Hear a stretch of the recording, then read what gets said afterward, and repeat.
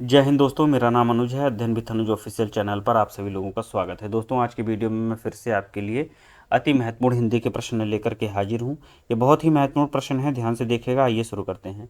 पहला प्रश्न है, निम्नलिखित में से कौन सा अव्ययी भाव समास का उदाहरण है। दोस्तों, अव्ययी भाव समास का उदाहरण यथास्थान है। ऑप्शन आपका ए वाला सही होगा।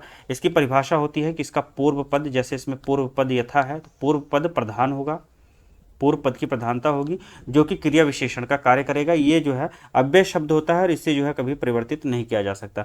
स्थान इसमें जो आपका है ये उत्तर पद है, उत्तर पद है।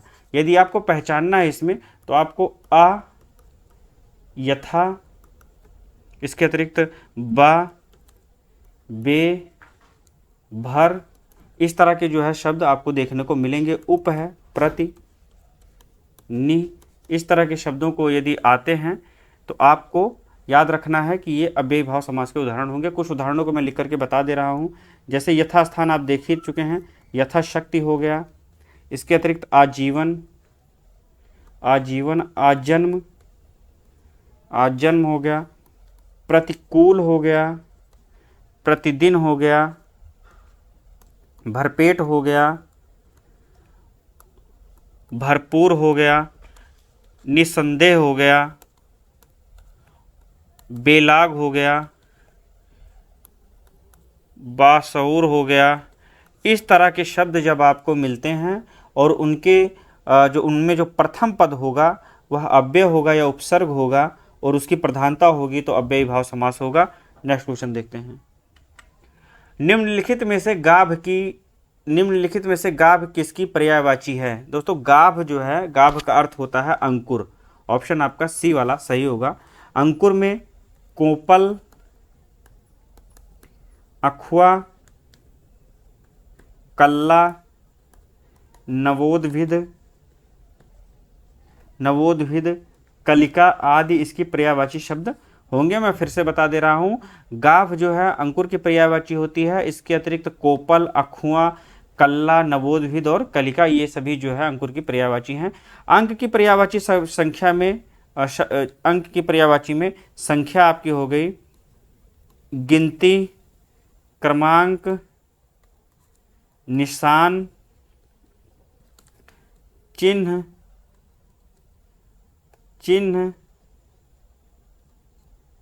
छाप, ये सभी जो है अंग की पर्यायवाची हैं। अंग में अवयव, अंश, काया, हिस्सा, भाग, खंड, उपांश, घटक, तन, कलेवर, शरीर और देह। अवयव, अंश, काया, हिस्सा, भाग, खंड, उपांश, घटक, तन, कलेवर, शरीर, देह, तो ये सभी जो है अंग की पर्यायवाची शब्द हैं। जो अटल का पर्यायवाची शब्द है दोस्तों, उसमें अडिग होगा, स्थिर होगा, पक्का होगा, दृढ़, निश्चल, गिर, शैल और नग। ये बहुत ही इंपॉर्टेंट है, नग याद रखिएगा, ये अटल की पर्यायवाची होता है।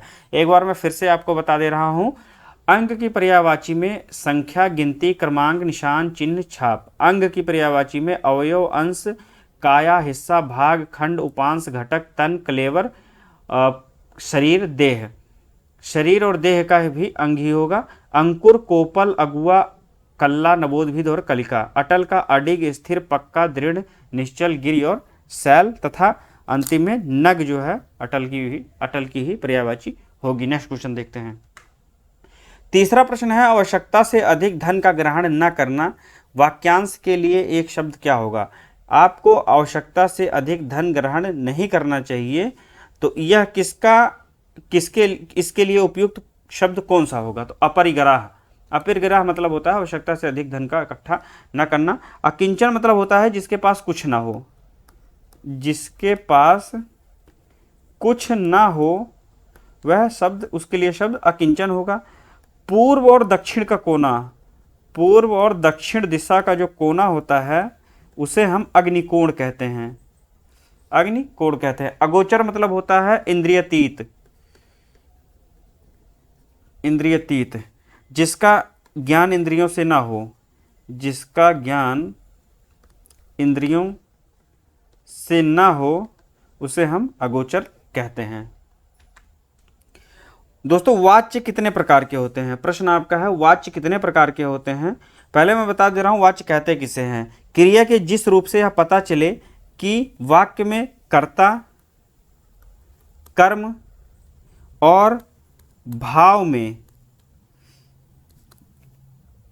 क्रिया के जिस रूप से यह पता चले कि कर्ता, कर्म और भाव में किसकी जो है किसी एक की प्रधानता है तो वह वाच्य कहलाता है। और यदि क्रिया के किसी रूप में कर्ता की प्रधानता होती है, क्रिया का सीधा संबंध और प्रधान संबंध कर्ता से होता है, उसे हम कर्तृवाच्य कहते हैं। इसमें लिंग और वचन के अनुसार जो है चीज़ें डिसाइड होती हैं। जैसे मान लीजिए कर्तृवाच्य है, कर्तृवाच्य, तो इसका एक उदाहरण हम बनाएंगे तो उसमें होगा राम पत्र लिखता है। तो जो इसका वचन है और इसका जो लिंग है ये दोनों कर्तृवाच्य के अनुसार है, राम पत्र लिखता है। और इसी तरह कर्मवाच्य की बात करें तो कर्मवाच्य में वाक्य में कर्म की प्रधानता होती है, क्रिया का सीधा संबंध कर्म से होता है। इसमें राम द्वारा पत्र लिखा जाता है या राम से पत्र लिखा जाता है, इसमें कर्म की प्रधानता हो रही है। और यदि भाववाच्य की बात करें तो भाववाच्य में क्या होता है कि क्रिया के जिस रूप में जो है भाव की प्रधानता होती है वहाँ पर भाववाच्य होता है। इसमें उदाहरण के रूप में सोहन से गाना नहीं गाया जाता, सोहन से गाया नहीं जाता, तो यहाँ पर भाव आ रहा है कि गाना ना गा सकने का भाव आ रहा है। या जो है राधा से बैठा नहीं जाता, राधा से बैठा नहीं जाता, यहाँ पर जो है ना बैठने का भाव आ रहा है। तो इस तरह से तीन होते हैं, कर्तृ, कर्म और भाववाच्य। कर्तृवाच्य, कर्मवाच्य और भाववाच्य, तीन ऑप्शन बी वाला सही होगा। वाच्य तीन प्रकार के होते हैं। पांचवा प्रश्न है छंद कितने प्रकार के होते हैं। दोस्तों छंद जो है 8 प्रकार के होते हैं, छंद के 8 अंग होते हैं। ऑप्शन आपका सी वाला सही होगा। इनमें जो होता है चरण होता है, वर्ण होता है, मात्रा होता है, संख्या या क्रम, संख्या या कर्म होगा, क्रम होगा, यति या विराम होगा, गति होगा, गति और तुक। 1 2 3 4 5 6 7 और गण। चरण, वर्ण, मात्रा, संख्या या कर्म, यति या विराम, गति, तुक और गण, इस तरह के छंद के 8 अंग होते हैं। ऑप्शन इसमें आपका सी वाला सही होगा।